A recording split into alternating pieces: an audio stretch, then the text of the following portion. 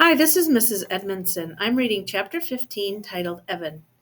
Evan expected Wednesday's trip to Grantville Middle School to be more loud, happy talking, and no one able to sit still, and it had been that way on the bus ride to Grantville.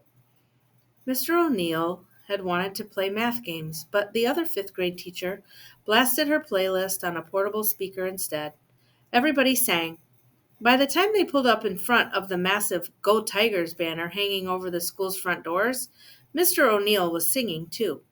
But going home to Martinville, everything was different. Kids mostly whispered as they got back on the bus. No one laughed. It's weird, isn't it? Rafe said, flipping through his desk of baseball cards as they pulled onto the road. We're never going back to our school after Friday. After Friday, that's our school. Evan had always imagined Grantville Middle School as a lot like Martinville Elementary, just farther away with different teachers and more kids. But it wasn't like elementary school. The kids were huge, for one thing. They'd had an assembly where some graduating eighth graders sat on the edge of the stage and answered questions from the incoming fifth graders. Those eighth graders were super nice, but the buzzer that rang between classes was so loud, and the halls were so crowded with huge kids in their huge backpacks. The cafeteria, it was chaos. Everything looked kind of grimy. I remember the day I was sitting where you are now, one eighth grader had told them, his legs dangling off the edge of the stage. He wasn't from Martinville, so Evan didn't know him, and I thought it seemed really big and weird here. But I promise, Grantville will be like your place, pretty fast. Today I feel sad about leaving middle school, just like you probably feel sad about leaving your schools. He was one of those kids who could say what he meant without being embarrassed, like Rafe. Evan sat in the second row and wished he was more like that. He stared at the kid's legs. They were so long, and they were hairy. Would his legs be that hairy in 3 years? He didn't want to think about it. Next year, the middle school bus would pick up Evan right in front of his house. There would be no more walks up the road for thinking and eating his apples. Everyone around him suddenly groaned loudly. Evan had missed something. He turned to Rafe. What happened? No recess in middle school, Rafe said. No recess? On the bus home, even Mr. O'Neill thought it was a little too quiet. How about a game of geography? He called out. So they started playing, row by row. Arizona, Alabama, Arkansas, Seattle. Evan stared out the window at the bus, climbing a hill.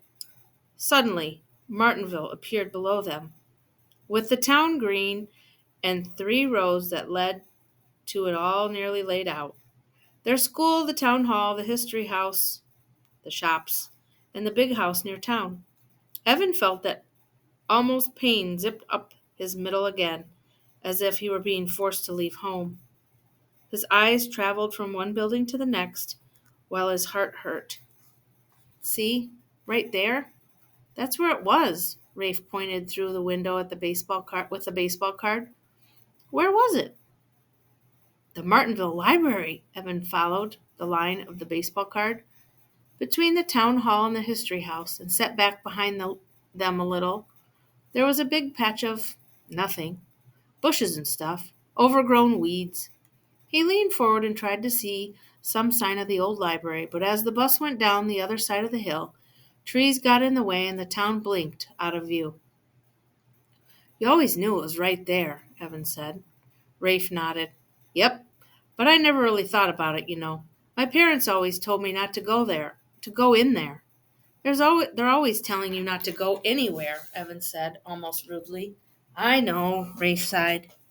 A voice floated back to them from 2 seats ahead, Mr. O'Neill's. I still miss it dearly. It was such a fine old library, he said, with a turret and a steeple, big blue doors, a creaky old balcony, the most wonderful librarians. How did the fire start, Mr. O'Neill? Rafe called back. Around them, kids were still playing geography. Mississippi, Illinois, San Francisco. Mr. O'Neill turned around, looking surprised. No one knows how it started. Evan and Rafe exchanged looks. Really? Rafe said. That's weird, isn't it? Maybe it was lightning. No, not lightning, Mr. O'Neill hesitated and seemed to be looking at Evan. Looking at him pretty strangely, actually. The fire started in the basement, he said finally, but no one knows how it happened. Not for sure. I mean, it was nobody's fault. I'm sure of that. How do you know for sure? Rafe said. It's a wonderful place, Mr. O'Neill said, as if that answered the question. And then they were looking at the back of his head. You can't see Philly, someone behind them was arguing. You have to use the real name, Philadelphia. You're just trying to give me a Y. Nothing starts with Y. And then kids started yelling out the names of places that started with Y. And the last week of school, Buzz was back. When the bus pulled into the school parking lot, Rafe's parents were both standing there waiting for it. He waved at them from the window, and his mom threw her arms around him as soon as his feet hit the ground, as if Rafe had been away for a week instead of an afternoon. Well, Rafe's dad said, and Rafe said, it was good, and waved bye to Evan. There was a little crowd of parents, actually, but Evan didn't even look for his. He had trusted him. They had trusted him to go home on his own since the end of third grade. But then he heard Rafe call out, Hey, Ev, there's your dad, and he pointed across the street. His dad was standing at the edge of the town green, apart from all the other parents. He was under a tree, slightly bent, as if the space was a little too small for him. Dad! Evan called. He watched his father find him in the crowd of kids and break into a smile. Evan jogged over. I didn't know you'd be here. Hi! His dad put one big hand on Evan's head. I was in town and saw everyone waiting, so I figured your bus was coming. How is GMS? Are the walls still mint green? Does the gym still smell like floor polish? Yes and yes. And the bells are so loud. The cafeteria is gross. I'm glad we didn't have to eat lunch there. His dad laughed. Stop. You're making me miss the special flavor of GMS frozen fish sticks. Believe it or not, they grow on you. Edward, Mr. O'Neill was crossing to where they stood. Do you have a minute? Of course. Everything okay? Oh, for sure, Mr. O'Neill said. Everything is great. Just one tiny thing. 2 seconds, Evan, his dad said, and followed Mr. O'Neill to the water fountain where Mr. O'Neill took a long drink, wiped his mouth, and spoke in a low voice. His dad just listened, and then Mr. O'Neill handed him something, which his dad slid into his back pocket. What was that? Evan asked when he was back. Nothing to worry about, kiddo.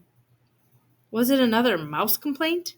For some reason, his dad laughed at that. Evan didn't think the mouse complaints were funny.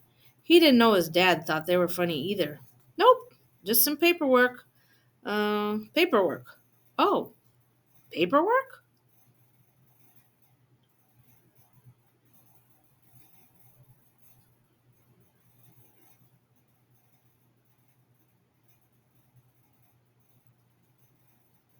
That is the end of chapter 15.